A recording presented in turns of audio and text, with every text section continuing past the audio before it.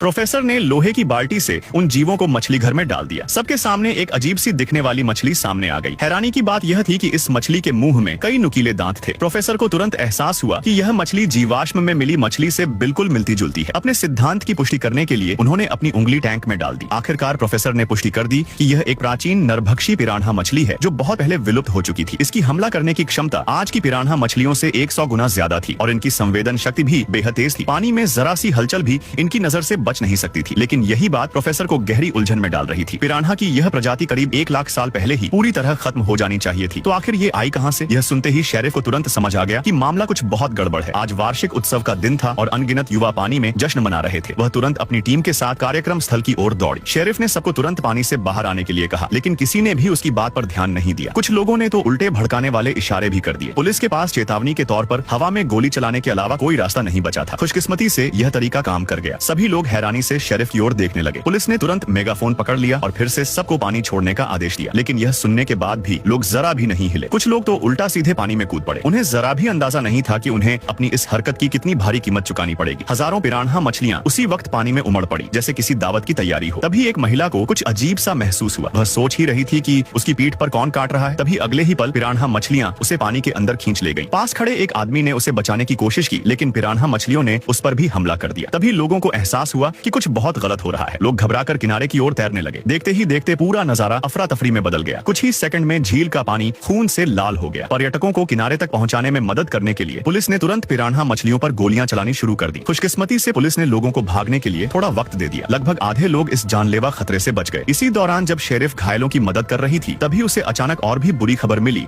लड़का साफ तौर पर आड़ू से एलर्जी था, लेकिन फिर भी वह हर दिन एक आड़ू खरीदता था। ऐसा करने का उसका मकसद सिर्फ आड़ू के रेशे इकट्ठा करना था, ताकि जब वह नौकरानी के पास से गुजरे तो चुपके से उन रेशों को उस पर छिड़क सके। कुछ ही दिनों में नौकरानी आड़ू के रेशों की एलर्जी की वजह से लगातार खांसने लगी। उसे जरा भी अंदाजा नहीं था कि आखिर हो क्या रहा है, इसलिए वह जांच कराने अस्पताल चली गई। उसे बिल्कुल पता नहीं था कि वह पहले ही जैक के परिवार के बिछाए हुए जाल में फंस चुकी है। जैसे ही उसकी जांच होने वाली थी, लड़के का पिता भी नौकरानी के पास पहुंच गया। उसने चुपके से अपने फोन से नौकरानी की खांसते हुए फोटो ले ली। फिर उसने जानबूझकर वह फोटो घर की मालकिन को दिखाई और झूठ बोल दिया कि नौकरानी को गंभीर तपेदिक हो गया है। लेकिन मालकिन को उसकी बात पर भरोसा नहीं हुआ। यह देखकर उसने तुरंत अपनी बेटी को मैसेज भेज दिया, जो वहां ट्यूटर का काम कर रही थी। बेटी तुरंत सब समझ गई। उसने अपने बैग से आड़ू निकाला और एक बार फिर नौकरानी पर आड़ू के रेशे छिड़क दी। उसी वक्त महिला भी घर वापस आ चुकी थी। जैसे ही वह ऊपर गई, उसने नौकरानी को जोर जोर से खांसते हुए देखा, लेकिन उनकी चाल अभी पूरी नहीं हुई थी। जब नौकरानी बाथरूम की तरफ भागी तो उस आदमी ने कूड़ेदान में पड़े टिश्यू पेपर पर टमाटर सॉस निचोड़ दिया। जब महिला वहां से गुजरी तो उसकी नजर सीधे कूड़ेदान में पड़े उस टिश्यू पेपर पर पड़ी। बस यही उनकी चाल काम कर गई। महिला ने तुरंत नौकरानी को विला से बाहर निकाल दिया। ड्राइवर का काम करने वाले उस आदमी ने तुरंत महिला को एक नई नौकरानी की सिफारिश कर दी।